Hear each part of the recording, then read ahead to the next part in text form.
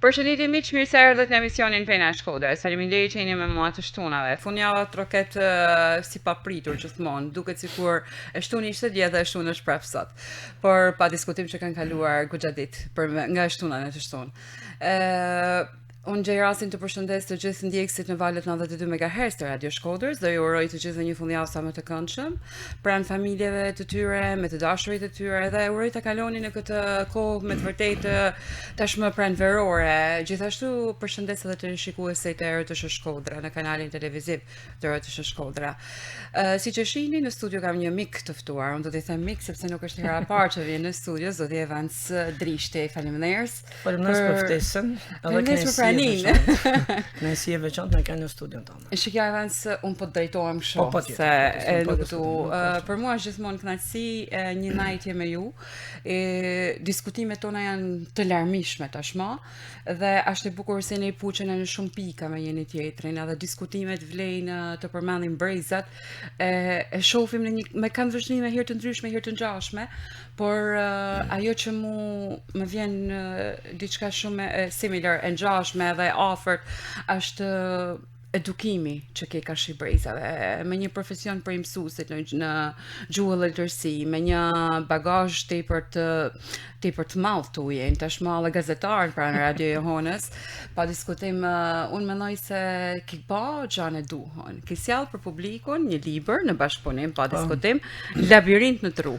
Është një libër voluminoz, faktikisht, është një libër i cili pakten personalisht e kam shfletu, nuk mundem me thonë se e kam lexuar të gjithë, se s'ka pak ditë që e kam marrë, por e kam shfletu, kam lexuar copsa nga ky libër, është një libër që mendoj që na vlen të gjithëve, duke e marrë në konceptin ton pak si prind, pak si mësues, pak si njerëz që influencojmë pa diskutim në familje shqiptare. Unë atë parë të falenderoj për ftesën, dhe për mua është kënaqësi shumë e veçantë me kënë në studio dhe për më tepër në një godin që ka një vlerë shumë të madhe për Shkodrën. Kështu që është një kënaqësi e shumë fishtë. Faleminderit, patjetër.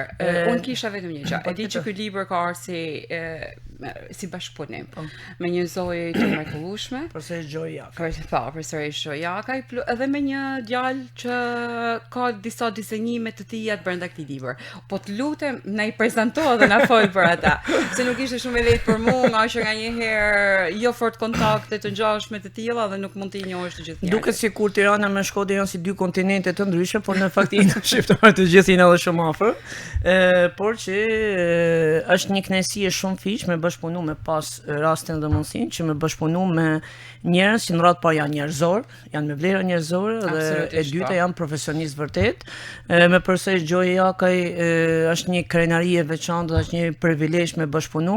Përsëri është një akademike shumë e njoftën në Tiranë, në Shqipëri. Me vitet të tana në kontributin e saj, si mësuese në gjimnaze, si akademike, edhe me drejtime të ndryshme në role të ndryshme. Pa diskutim, dhe këto janë persona dhe jo pa vëmendjen e duhur dhe jo pa një influencë goxha të bën përshtypje sepse kanë angazhime të paimagjinueshme, angazhime shumë dimensionale, janë angazhime të cilat tregojnë që këto njerëz dhe këto figura nuk kanë mbetur të fokusuar vetëm në një prizmë të caktuar, por çështjen e edukimit nuk e kanë pasur thjesht vetëm në një raport vetëm me adoleshentët, por e kanë zgjeruar dita ditës, kohë pas kohë, derisa kanë arritur me të vërtetë që më arrit në vlera të shumë anshme. Domethënë, janë njerëz të cilët për hir të vërtetë fati i madh që Shqipëria dhe ne i kena.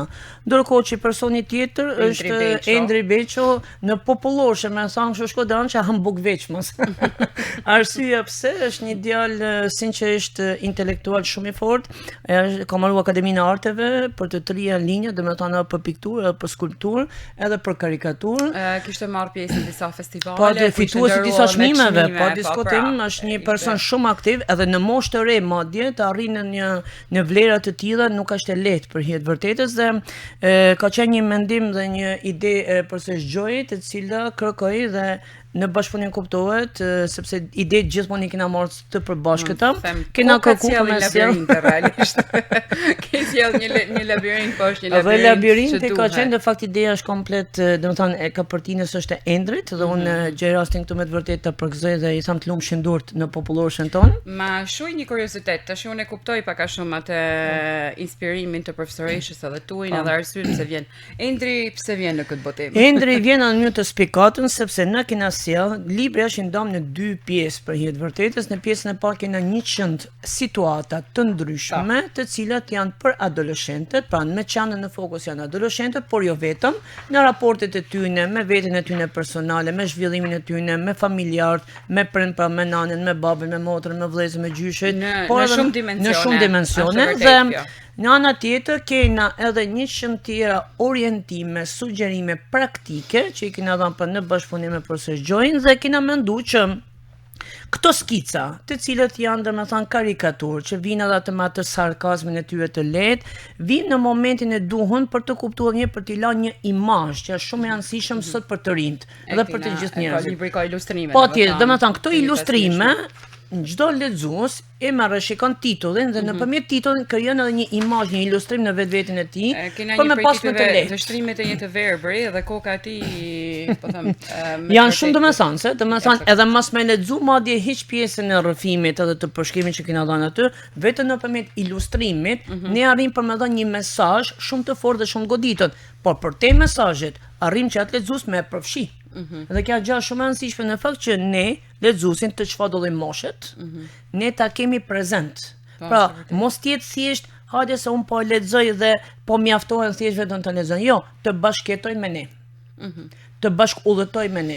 Dhe kjo është pjesë shumë e rëndësishme këtu. Pa diskutim që ne do të cekim prap tema të ndryshme të librit, por un jam kurioze tashmë unë të më hyj në rolin tuaj edukativ, sepse ti ke marrë përsipër dhe shkruan shumë shpesh.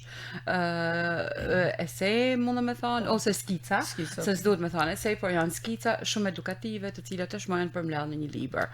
Edhe ajo që bën në sy është mënyra krejtësisht e lehtë e qasjes. Kundera nuk ka një mënyrë të lehtë qasjes. Thotë është sado e lehtë na duket ne, nuk është as pak e lehtë. Por a jemi ne njerëz që ndërtojmë ura me brezat? A sheh veten si një prej atyre që e ke si një lloj misioni me ndërtu urë me brezat të tjerë? Qoftë përmes skicave, përmes komunikimit. Atëherë, çështja e misionit po diskutojmë që çdo profesion është një mision në vetvete, në këtë të vetëdijshëm. Domethënë çfarë do të profesioni, vetëm thjesht profesioni mësuesisë. Por un kam përshtypjen që për te misionit është një ndërgjegje personale individuale. Që do të thotë, jena edukuar, në fakt jena ushqyer me këtë frym. Fati i madh që kena pas profesor shumë të mirë që na kanë marrë afër, që na kanë kuptuar dhe që na kanë orientuar në mënyrë të rregullt, por unë kam pas një diçka shumë të thjeshtë që gjanat mos më i vështirësu, po më i lehtësu. Domethënë që do të thotë sjelli një moment, një copës, një situatë të caktuar, qoftë në klasë, qoftë në ambient shkollor, qoftë në ambient domethënë në obor, qoftë në një të përditshmërisë. Por këto situata, qoftë në ambient familjare, këto situata në jetën e përditshme shumë kujt mund të mos i bëjnë përshtypje fare. Por nga këto situata të thjeshta në dukje, ne kena mundësi për me zbulu karakterin e adoleshentit.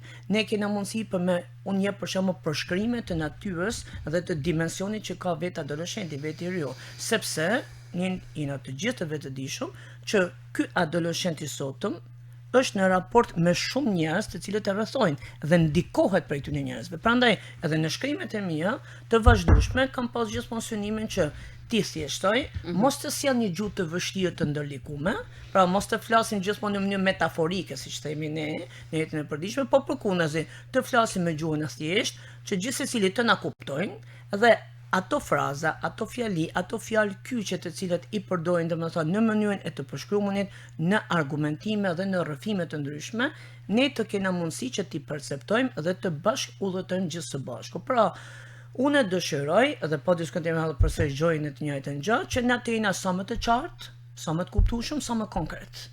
Kjo është një mënyrë shumë e thjeshtë, por shumë e domosdoshme e komunikimit që duhet me kriju, e urës, për të cilën fole pak më parë. Pra, ajo ura lidhëse nuk është një urlidhse e një çastit e një momenti të saktuar, është e vazhdueshme. Pra, e përditshme kjo gjë. Kështu që ne nuk duhet të lodhemi në fakt në këtë dimension. Pra, këto ura të lidhësit janë të gjitha të cilat ne do të na mundsojnë që edhe të jemi sa më pranë, po njëkohësisht edhe të kuptojnë sepse fundi kena mënuese të përbashkë këta. Domethënë nuk janë të thjeshta. Libri Labirint në tru vjen kur fjala adoleshent tashmë është bërë gati bombastike. Patjetër, shumë. Më fal për termin. Jo, patjetër, kjo është vërtet shumë saktë. Por diskutohet në të gjithë kanalet televizive nëpër botë filmi adoleshenca. Absolutisht. Dhe realisht unë ndoqa shumë pak e kam ndjek, është një film shumë. Unë kam pa komplet. Është shumë i rënd psikologjikisht, koha jeme është shumë e limituar për me pa televizor. Edhe vetëm komentet që kam lexu rreth këtij libri, analizat e atij filmi, analizat që janë bërë nga njerëz të ndryshëm, të gjithë këtë suportim mediatik që po merr, sa unë ende nuk e kuptoj. Pse na bani këtë përshtypje në këtë moment të jetës tonë në vitin 2025, ne marrim guximin, bëjmë një film, një histori që ndodh prej shekush, po them. Por të paktën në dy shekujt, në 1992 në vitet tashmë 2000, adoleshenca është një prej atyne fazave më të vështira që manifestohet, transmetohet kudo, tregohet kudo. Pse sot ne pikërisht më duket sikur jena zgjuar globalisht? Se ka edhe një fazë si adoleshenca, e cila sjell si rrjellimoj shumë pasoja më pas. Çdo gjë origjinale është edhe e prekshme edhe godet. Kur themi origjinale, do të thonë një diçka që është aktuale dhe që na e hasim në përditshmërinë tonë në të gjitha mënyrat dhe në të gjitha rrethanat. Vjen puna e filmit Adoleshenca që në fakt neve na ka trondit, por nuk ka se na tronditi sot. Na në fakt jena të tronditur edhe më përpara, domethënë. Po pse këto tronditje? Edhe faktikisht qëllimi i filmit është që ne me kuptu si do të veprojmë pas këtyne pasojave. Sepse në qoftë se kuptojmë mirë, edhe në analizat që janë bërë, që në momentin e parë, që në seancën e parë, që në serialin e parë të filmit, ne hasëm një moment shokimit të prindve, që nuk janë në dieni fare, se çka ka ndodhur me djalin e tyre që as nuk ju shkon në përmend, që një 13 vjeçar mund të arrijë në këtë pikë. Që është një pasqyrë reale e realitetit. Që do të thotë, edhe në vendin tonë. Po tjetër, po ne po them, pra, gjithsecili prej nesh, pra, pjesa më e madhe e popullsisë, po edhe të Shkodranës, do të thënë kanë fëmijët e tyre në moshë adoleshente. Që do të thotë, i ky fëmijë arritet në ambientin me një telefon domethënë dhe në kompjuter përpara? Po. Atëherë vim për të kuptuar që në qoftë se prind sot janë duke presupozuar që i kam krijuar të gjitha kushtet fëmijës tim.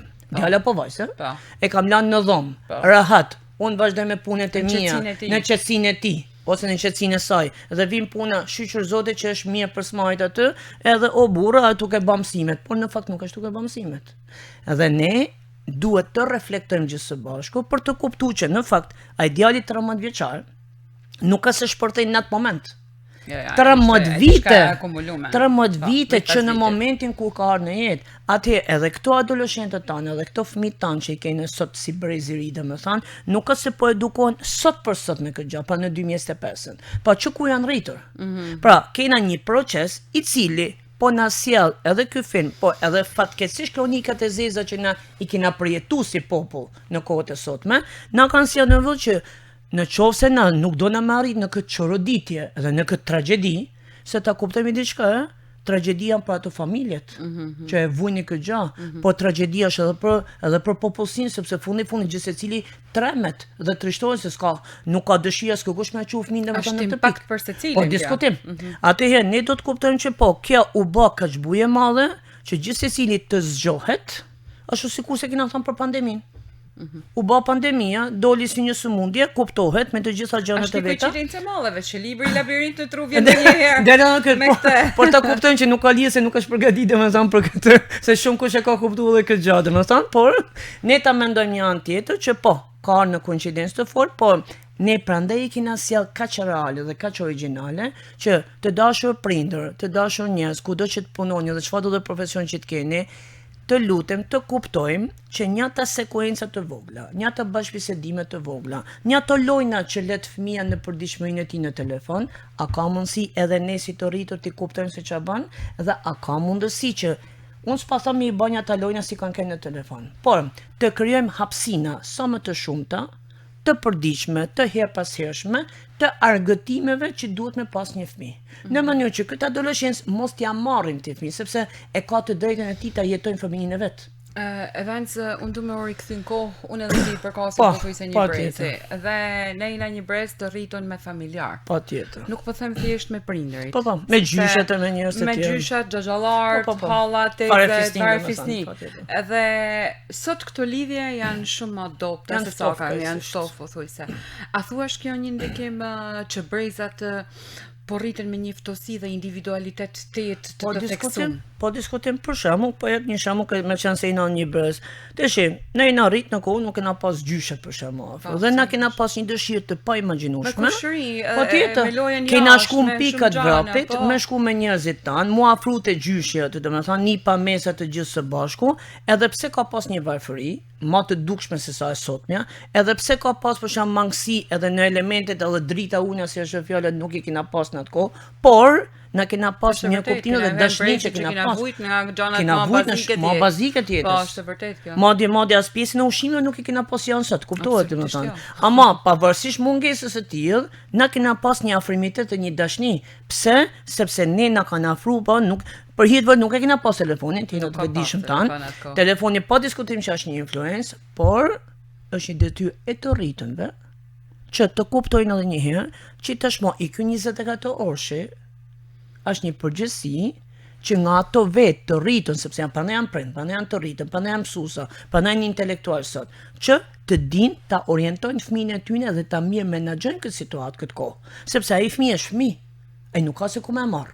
Prandaj i ky produkt që është i sotëm, ban dallim për produktit ton të më përparshëm, për shkak të këtyre rrethonave, por jena të detyruar që a ka mundësi na t'i nxisim këto raporte? Për shembull, në qoftë se më përpara na kena pas këto raporte të lidhë të ngushta, sot është telefoni. Një mesazh. Po tjetër. Një mesazh, një komunikim bile edhe me kamera që e kena zakonshme. Nuk na kushton asnjë. Domethënë teknologjia edhe pse është zhvilluar duhet. Por jo domethënë edhe jo krejt kaq ftofsi. A kena mundësi na që ta shfrytëzojmë anët pozitive? Gjithë secili shfrytëzon në mënyrën e vet. Pra, ne na ka si një lehtësim në fakt. Atje në kohë, për shembull, jap një shembull konkret, unë kam studiuar shtetit në Universitetin e Parë në Turqi, dhe në atë kohë na kishim karta telefonit, të aksesorëve të telefonit që ishin jashtë. Kartat e famshme. Dhe çfarë bashim? Na skishim me telefonin as në shtëpi. Një kartë me 30 impulse e mërshim që një ditë përpara të telefononin kushit ton, në mënyrë që të nesërme duhet marrë familjet edhe me komuniku. Ndërkohë që sot është krejt e kundërta, shkolla në fund të botës po deshe, me internetin që kemi, me telefonin që kemi, në çdo çast. Tash kjo është një lehtësim. Atëherë, a kena mundësi prind janë ata që duhet më bën në fakt. Familjet janë që duhet më pa. Mos të ftohen raportet. Sot janë kriju grupe WhatsApp nga më të ndryshmet. Gjithë janë komunikime. Ku ka më bukur. Atëherë i ta njerëz afrohen me njëri tjetrin. Pra, komunikim virtual, po ma komunikim virtual është, po ma mirë me kënë komunikim virtual se sa mos me kënë hiç fare. Pa në një të detrum. Me një kupatur hermetik dhe me barrierat po tjetër, kështu që është një hapësinë dhe një mundësi që po ta shfrytëzojmë në këtë formë. Kena dy kohë të ndryshme, nga që unë po e lidhe shumë shpesh tashmë me brezat tonë, me adoleshencën që kena tash, me gjithë informacionin që kanë, adoleshentët po binë bre shumë gjanave, qofte telefonave, qofte lojnave, qofte njerëzve që kërcnojnë përmes telefonave, përmes rrjeteve sociale. Janë intrigat të ndryshme. Janë intrigat të ndryshme. Dhe veset të ndryshme. Edhe prind ende nuk janë sensibilizuar rreth kësaj gjaje. Sa mundet me ndiku ky libër për me sensibilizu raportin midis prindit edhe adoleshentit, edhe sa sjell historit rreth këtyre problematikave. Unë kam lexuar të tilla, prandaj po them. Ideja është thjesht, ne sjellim disa realitete shumë të qarta dhe shumë konkrete të përditshmërisë. Për shembull, jenë në një ambient të klasës. Sjellim një raport, një komunikim të dy të rinjve, djalë, vajzë që si ka, me shoqërinë e tyre domethënë. Sjellim momente të atyne të predispozuar për me kanë lojra, sepse gjithçka bëhet në lojë. Në kuadër të lojës. Sjellim disa lojra. Sepse ka formate të tilla që po influencojnë jashtëzakonisht shumë. Dhe çfarë ndodh? Bisedat e tyre janë pikërisht në këtë kuadër. Edhe ne shohim, ne i kena sjell këto që të kuptojnë një ata prindër dhe një ata arsimtar, jo pse arsimtarët nuk janë të vetëdijshëm, pa diskutim që janë të vetëdijshëm, por të kuptojnë që natyrat kuptohet janë të ndryshme. Pra sa persona të kesh në klasë aq të ndryshëm, aq karaktere të ndryshme kena njëkohësisht. Ne dina shumë kena një shprehje popullore, 5 gitrat e dorës nuk janë një lloj. Nuk janë të ngjashëm. Që do të thotë, ne kena sjell këto realitete të ndryshme, konkrete, të qarta, në mënyrë që këto familjarë. A thojmë për shembull që unë nuk jam tan ditë në shtëpi sepse jam me punë, shumë bukur. Nëpërmjet këtyre situatave, nëpërmjet këtyre realitete të konkretizuara, krejtësisht të qarta, origjinale, ai të arrin të vetë diesohet dhe të kuptojnë që po më djali jem, po tjetër të kuptojnë që për djali jem dhe të thonë baka dhe veprime të tilla. Pra, djali jem ose vajza jem çon ka një prej këtyre elementeve. Dhe momentin kur ose pra baba ose nana i lexojnë këto elemente që ne kena sjell krejt të qarta dhe të kuptueshme, janë origjinale, po të binuna sepse këto elemente ndodhin në familje. Në mënyrë ndoshta krejtësisht ata ndoshta si kuptojnë çfarë dhe i anashkalojnë, por nuk duhet t'i anashkalojmë, sepse çdo veprim në fakt çfarë bën, stimulon karakterin e personit, stimulon natyrën e personit.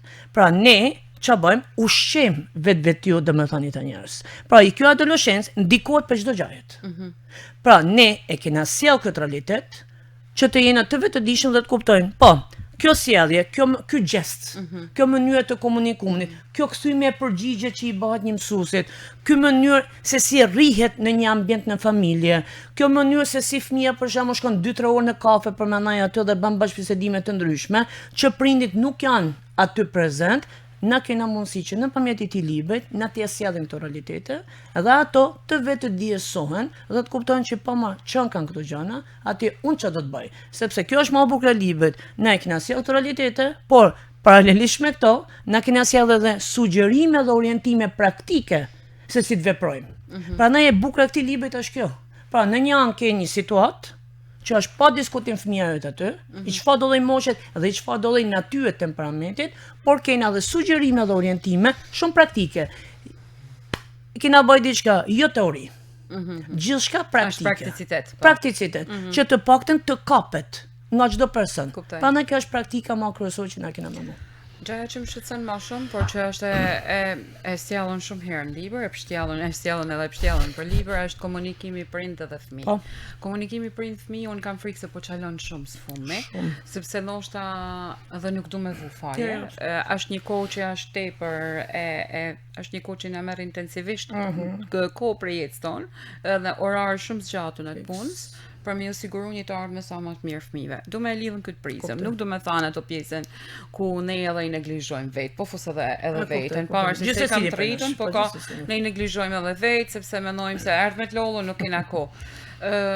Sa ndikon kjo tradita jonë pak do me thonë një familje tradicionale, po flasim për Shqipnin që ende nuk ka dalë nga barrierat, sepse janë barriera që me prindin nuk duhet me i folë të gjitha, që në të vërtet që me prindin duhet me i folë të gjitha.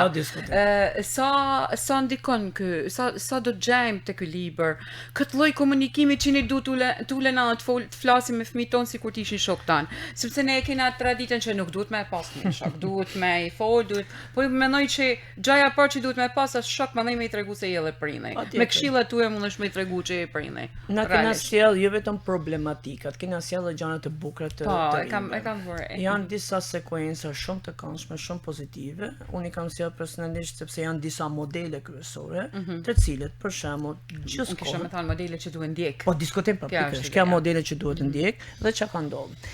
Njerëzit unë duhet me pranuar, kam thënë edhe në media faktikisht disa herë, e kam sqaruar që ne duhet të intelektualizohemi.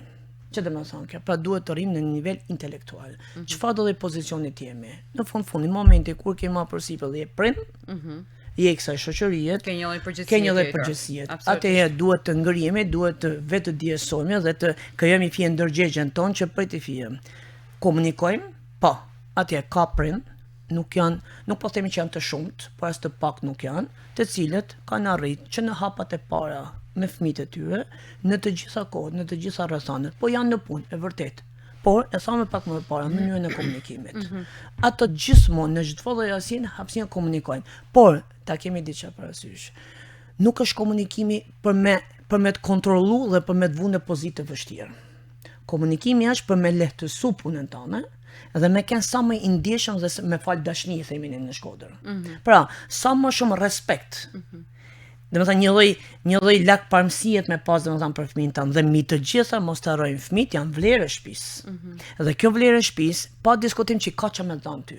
Do të bëjnë gabime, pa diskutim, por a ka mundësi që na t'i afrona me dashamirësi, edhe ka raste të shumta këto, nuk janë të pakta që ato familje që kanë bërë në çdo moment komunikojnë në të gjitha dimensionet e tyre, për çdo gjë të vogël, dhe mi gjitha bashkëpunojnë. Si mund të jetë një temë që mund të hapet me një adoleshent? Po themi një adoleshent deri në 15 vjeç. Bukur. Si mund të jetë një temë një prindli me një adoleshent? E shef se ka një fëmijë të myllën, e shef se ka një fëmijë i cili ashton kohën i xanën me celularit, mas aty në grupeve që ka çështnisë, mas problematikave që kanë shto. Po prind si mund të jetë?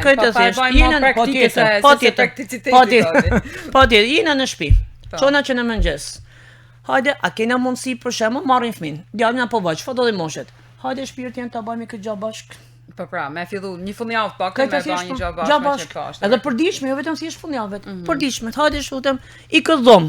Se zakonisht fëmijët ç'a bën ja lajm borën të gjithë familjanave për shembull. Hajde të lutem, pa bëjmë bashkë këtë gjë. Ti bëni këtë punë, unë pa bëj këtë punë. Ti laji ta ti bëni këtë gjë. Prindi me kanë shembull që duhet të Kja është një bashkëpunim. Mirë po në momenti ku na bëjmë këtë bashkëpunim, ne e ngrohim edhe shpirtin e fëmisë. Edhe fëmia hek atë mendësinë e tij dhe psikologjinë e tij që unë ta pa kritikohem ose unë ta pa bëj gabim dhe ta pa mban namin, si themi ne populloshën e tan baba e nana. Jo, s'ka nevojë hiç. Atëherë komunikojmë së bashku. Po tjetër. Në radhë të parë, kena një gjatë të thjeshtë në shtëpi, mëna për mëna shtëpisë. A bën edhe punë të përditshme të shtëpisë, bëni bashkë me fëmin. Nuk pa të kushtë në nësison. Me shtruma një tavolin, hajde të shtrojnë bashkë. Ti ven pjatët, unë po ve pirojt. Ti shtro këtë les, unë po ve diçka tjetër. Hajde në guzhinë, unë dje isha në një program televiziv dhe pikërisht këtë diskutova. Sa kena nanat na, të cilat kur gatuin, i ftojnë edhe fëmijët e tyre me bë gatimet bashkë. Janë të pakta. Një nana që sakrifikojnë. Po të shikoj të bëj heroinë. Po të shikoj nuk është normale dhe në realitetin e sotëm ku ka kënaqësi më të madhe se sa fëmijët ta ndjejnë veten që është pjesë e familjes. Dhe kjo është pjesë e familjes. Do të thonë jena edhe vetë na që krijojmë atë përjashtimin nga familja. Po tjetër, ose çakoj diçka tjetër shumë të habitshme që mua më shqetëson kjo. Sa për shembull, mos e bën ti se kam përgjegjësi unë për mi ba, ose jam punë për mua. Jo, s'ka punë. Jena ta një familje. Ai fëmijë do të bëjë diçka, ti do të bësh diçka. Pa diskutim që ai fëmijë s'ka më bë punë më të mëdha se sa i bën ti. Ama në atë moment në familje, gjëra më të thjeshta po ta bëjnë, ta krijojnë përgjegjësinë. Edhe për shembull se ndodh kjo gjë, për shembull thonë print janë në punë dhe vin pas drekë vonë. Bukur. Jo për zotin mos si e themin e populloshë, vazhdojnë. Ama lënia përgjegjësinë fëmijës në shtëpi. Do t'i thosh, i këtë punë kemë e bë sot.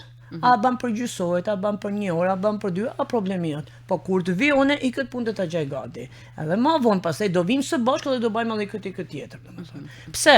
Do të kuptojmë prind që kjo është një lecim për ta. Por duke u bë ky bashkëpunim, fëmia do të çlirohet. Edhe do të hiqet pak nga telefoni. Po nga tjetër, sepse angazhimi tjetër të shkput edhe për telefonit, nga ana tjetër, hajde pak e fije të dalim së bashku. Sa nga prind kemi sot që marrin guximin me bën një piknik? 0% mund të them, ose 0.1%, janë të pak shumë. Prandaj na të detyruam që na të sjellin drekat nëpër lokale, kanë zëvendësuar me shumë gjëra të tjera. Prandaj thash duhet të keni intelektuali fjerë, që do të thënë, po nuk është sa me kanë akademik apo ministër apo president, ç'është. Na shpjegoj këtë. Se me keni të lutem, do të thënë, të lutem të ulena në pozicionin e fëmisë dhe të jetojmë me ndjesitë e fëmisë. Është ideja që të marrim pozicionin e prindit, po pikërisht, po do ta bash, po normale, do ta bash në momentin kur po të thomi diçka kujtësisht, do në medal. Unë dëgjoj edhe shumë intelektual figura publike, domethënë shumë të njoftën, që e përmendin këtë me fëmijët e tyre, ku thonë, na i marrin fëmijë gjyskom me vedi dhe bashkëbisedojmë me të gjyskom. Për shembull, un kam kënë më i vogël, jena thamë edhe një brez, Nina merrte për shembull gjyshë ose shkoshin domethënë me prën, shkoshin për shembull te filan person, fare fisnis domethënë, dhe i njihshim afër dhe komunikoshim me ta vazhdimisht. Ndërkohë që sot nuk e bajnë këtë gjë, merr fëmin tan. Ulu me fëmin tan. Shko bën një veprim. Për shembull, do me bë pazarin, bëni me fëmin tan. Mos e anashkalo. Hajde me ta kuptojnë edhe fëmijës, ose ja tham sa herë edhe nxënësve, shkoni në merri për shembull, te je baba, domethënë një lek aty dhe shka bëni blej këtë gjë për shembull. Në momenti sa do e vogël me kënë kjo. Po momenti kur ky fëmijë angazhohet, vlerësohet dhe ka një vetbesim në veti. Ky është një anë, nga ana tjetër, për te familjes kena hapësina dhe mundësina që mund t'i krijojmë ty në fëmijëve. Qoftë për lodrat e tyne, qoftë për pjesën e natyrës, që na mund të dalim për te shtëpisa, për te lagjes, edhe për te qytetit. Mos e bën të shpesht. E ti që kena fëmijë në Shkodër që ende nuk e kanë vizitu kalan në Shkodrës? Po tjetër. Përveç edhe shumë gjëra të tjera. Mos me thonë për unë e mesit. Po, urën.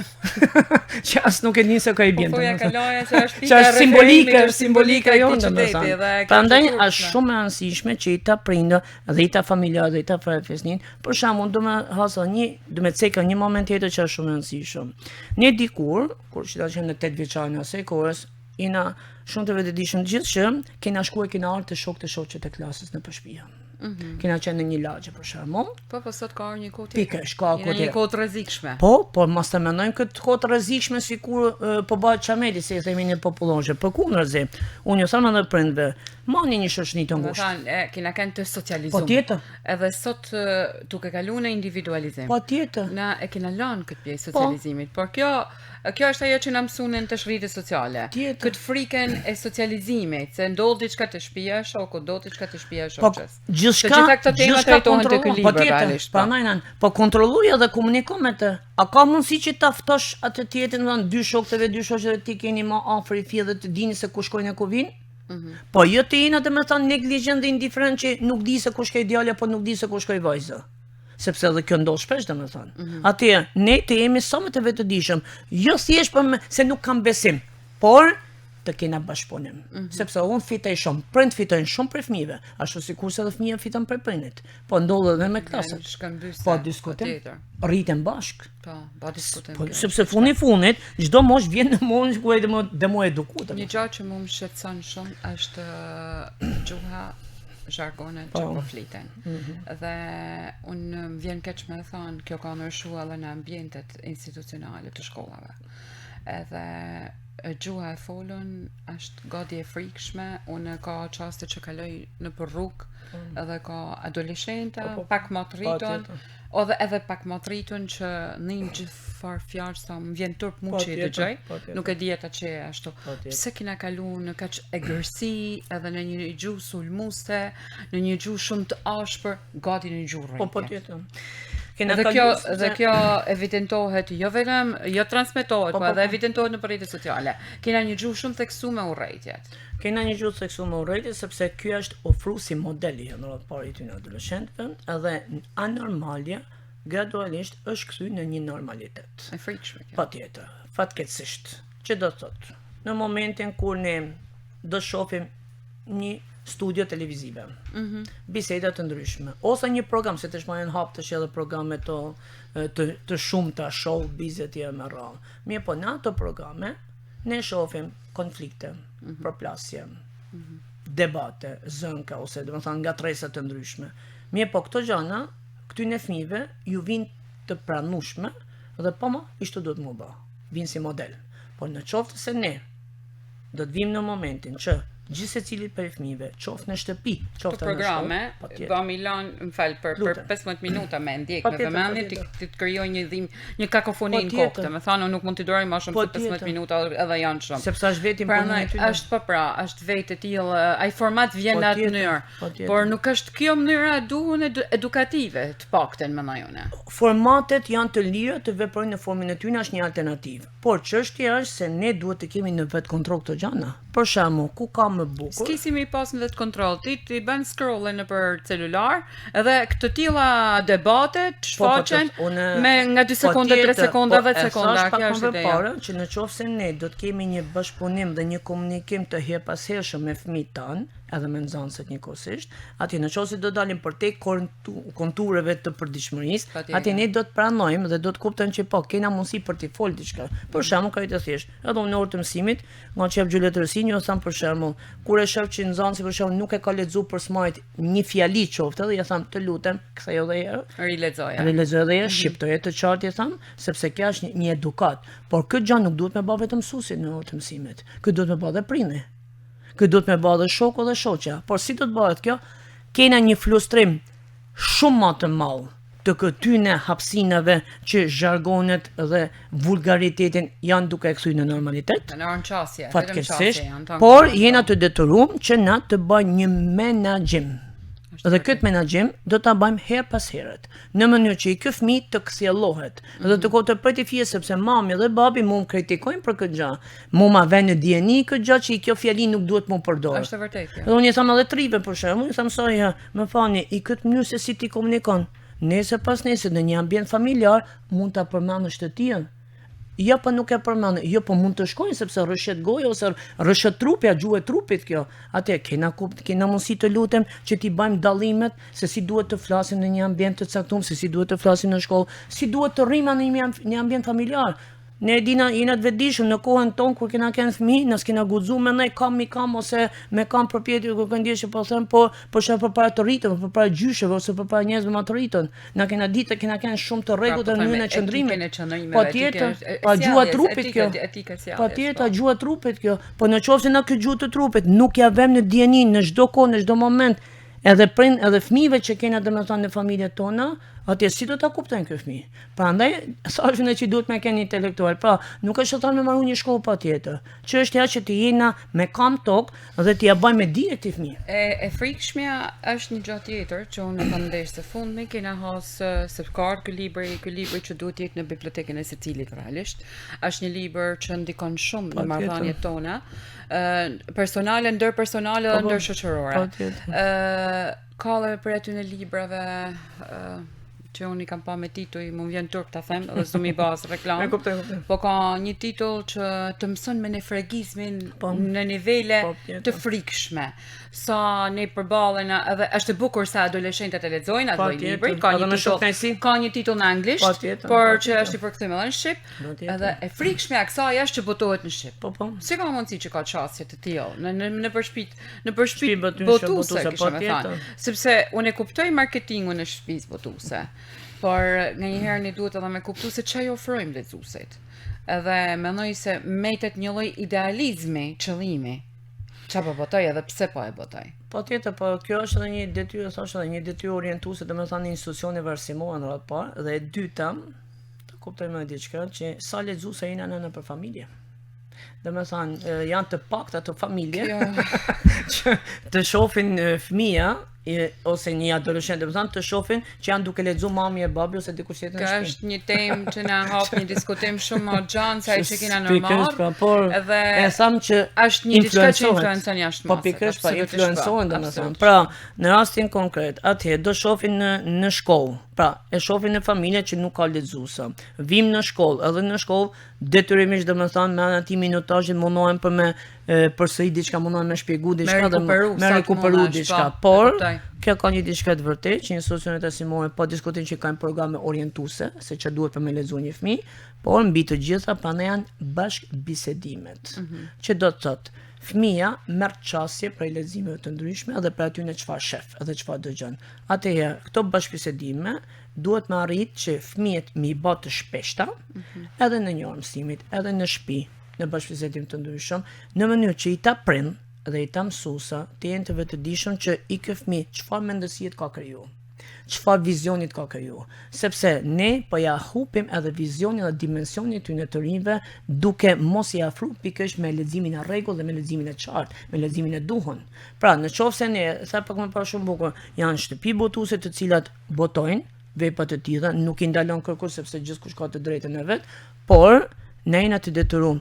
A e kena marrë këtë influencim, a shohin domethënë një këtë mendësi? Faktikisht më duket një term shumë i frikshëm, nuk i ndalon kërkush sepse gjithkusht ka të drejtën e vet. Duhet të pas një sistem, por jo që nuk ekziston. Po një institucion që më tregu se sa vlerë ka ajo që po boton.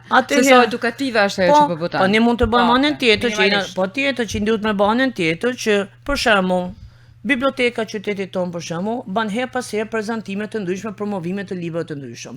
Biblioteka ka normal hapa dhe më të rëndësishme me brezat tashmë. Pikërisht po. Është një element shumë i fortë kjo.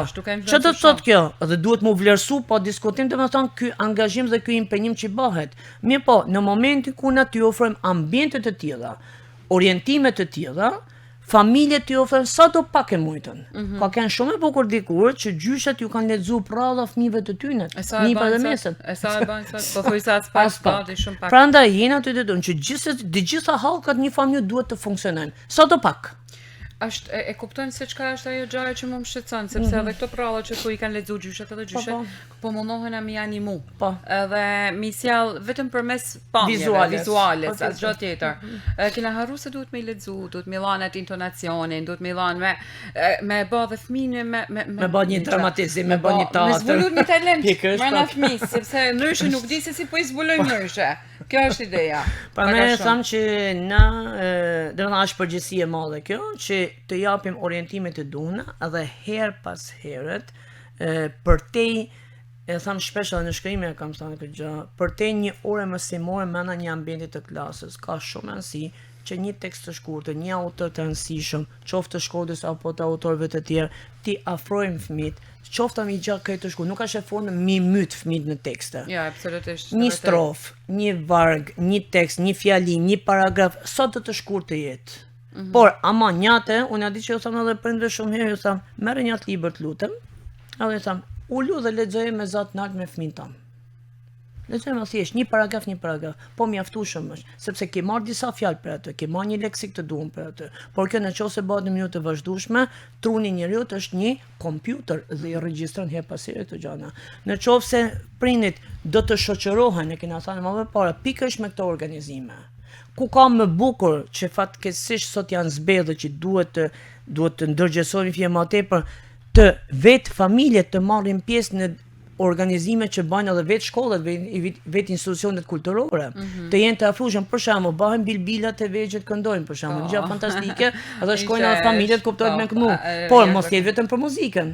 Ku e më, domethënë vetëm dëshira muzikë, sepse aty të gjithë shkojnë pa diskutim me shumë kënaqësi dhe bravo ju qoftë dhe është një vlerë e madhe e qytetit dhe kombëtare kjo. Por mos të mbetin na vetëm me dëgju muzikë. A ka mundësi që edhe të dëgjojmë një bisedë të këndshme dhe të bukur? A ka mundësi dhe ky brez i ri duhet patjetër që të ushqejnë shqisin e të dëgjuarit. Kur ushqejmë shqisin e dëgjuarit në familje, në institucione kulturore dhe arsimore. Ndryshojnë edhe shumë gjëra atje. Ka dalë, ama mamje pak se sa hiç. Kjo është kryesorja. Një prej atyne bisedave që kena pas bashkë është që unë të paktën do të dëshiroja shumë që t'ishte pjesë e kurrikulave. Si do të qasej në për shkolla po t'ishte pjesë e kurrikulave? Si do të vinte, si do të futet në ato? Tash na kur themi pjesën e kurrikulës, duhet të kuptojmë që nuk është të thanë patjetër që ajo të futet në një lan mësimore. Çështja është që përtej lanëve mësimore, në organizime të ndryshme sociale dhe kulturore. Një projekt social, një punim domethënë që mund të jetë domethënë një lloj interpretimi, një lloj komenti, një lloj analize, tryezë rrumbullakët. E kuptoj. Këtë thjesht. Ulena dhe diskutojmë në lidhje me 2-3 çështje që ofrohen pikërisht në këtë pjesë. Diskutime, tryeza të hapuna, ambiente të ndryshme në përshkollat 9-vjeçare dhe të mesme. Nuk është të thënë patjetër o burra duhet futet në një lan në gjuhë apo në letërsi. Jo, thjesht a ban në hapësira të ndryshme ku këto të rinj të kuptojnë qartë, po, ky qen ka një situatë. Ne na ofru sot një situatë, po i këtë situatë unë e gjaj vetin sot atë. Atje vetë ai fillon edhe kthjellohet. Pra, sa më shumë që na të krijojmë këto hapësira të tryezave të rrumbullakta, të diskutimeve të hapuna, të bashkëbisedimeve. Pra, ne i ofrojmë një bashkëbisedim, por marrim një mendësi që ka pas pikërisht adoleshenti, djalë apo vajzë, i 9-vjeçares apo i të mesme, çansi ka. Momentin kur na ofrojmë bashkërendim të ideve dhe të mendimeve, t'jena të bindur që kanë me dalë shumë më tepër se sa këto që janë ofruar këtu. Du me mbyll me një pyetje, e di që kime qesh, po unë ishe duke e mendu me vete, po kthehena pas bashko dhe po shkojmë të adoleshenca. I kishim të gjitha këto mundësit që po ofrohen sot? Jo, s'ka shansën për mi pas, nuk e kina pas asnjëherë. Por që përsëri thamë, nëse kishim atë mundësi, unë kujtoj kohën tëmë, jemi bindur në rastin konkret që unëshim për shembull edhe me qira, kena pas qira të dikush dhe kena lexu domethënë me qira, për shkak që s'kena pas dritë. Mund të ishte edhe në sezon e provimesh. Edhe në sezon e provimesh. 2 orë dritë, 2 orë. Dhe kena arrit domethënë që të jenë të vetëdijshëm, por pa diskutim që koha ka në shumë, në gjitha dime shqyqur që ka në shumë, mirë që kanë ardhur domethënë këto lehtësina, por unë jam i bindur që këto fëmijë, këto të rinj kanë nevojë pa diskutim që të perceptojnë së bashku me të rritunit dhe të ndjehen së bashku me të rritunit. Në qoftë se na dona që me pas intelektual që ne i themi e ardhmja e vendit, po, janë ardhmja e vendit, po mas tjetë ardhmja e vendit që të rinë gjithmonë adoleshentë. Faleminderit për bisedën. E mendoj që ishte një bisedë konstruktive në shumë aspekte dhe jo vetëm konstruktive. Unë ju uroj shumë suksese me librin. Tre koka normalisht sjellin gjëra shumë të vlefshme, përveç se të bukura dhe të vlefshme, por e shoh si një libër me perspektivë shumë në të ardhmen. E shoh si një libër që ka me ndihmu shumë breza dhe e shoh si një libër që kur e percepton Evansi e tham që ka sjellë me të vërtetë diçka të jetë edukative. Unë jam i bindur që këto bashkëpunime janë bashkëpunime shumë të fryqme, janë profesionale, janë njerëzore sikurse e përmenda pak më parë, dhe ku ka më bukur që të sjellim elemente të tillë dhe na kena një ndjesi tashmë që po, kena mundësi gjithsecili që të zhvillojmë hobet tona, por kena mundësi gjithsecili që të kontribuojmë diçka. Po ja bëj një ftesë të hapur profesoreshës, Joit. Do t'isha shumë e lumtur kur të t'i bin rruga nga Shkodra të ndalet te pena Shkodra të Shkodra. Ne dhe do të kemi pa diskutim edhe për Seshës edhe Endrin njëkohësisht. Pa diskutim që mbetet ftesë e hapur edhe për Endrin, derisa është pjesë edhe e librit, po mos ishte pjesë. Unë jam i bindur që të gjithë shkodranet kanë shumë çfarë të marrin këtu dhe ku ka më bukur se sa të ofrojmë vlera. Por këto vlera do të jenë shumë të bukura kur na të bashkëpunojmë gjithë së bashku me një tjetër. Sadopak. Faleminderit që ishe sot me në studio. Faleminderit për mesazhet që jep të panumërta, por edhe për punën tënde të palollën, me të vërtetë faleminderit. Faleminderit për idetë, faleminderit edhe për këtë hapësim, për këtë mundësi dhe një mirënjohje pa diskutim gjithë atyre që na dëgjojnë, sepse kjo është e rëndësishme, sepse pa dëgjuesit ne nuk kemi se çfarë më bëhet se sa. Prandaj janë vlera të gjithë sepse jena qytetarë të këtij vendi dhe ku ka më bukur se sa të kontribuojmë për qytetarinë. Ky libër gjendet sot për sot në Shkodër tek librari Gogaj. Edhe pse jo, do të ishte shumë e bukur mos ishte thjesht pjesë e një kurrikule shkollore, por edhe pjesë e bibliotekave tona. Është me të vërtetë një libër interesant ku shumë prind të ri, jo vetëm ne që jemi prindër prej kohësh, por edhe ata që janë të ri mund të gjejnë shumë çka me sjell për familje, për fëmijët dhe familjet e tyre. Mirupafshim së bashku të shtunën tjetër me një personazh tjetër pa diskutim. Mirupafshim.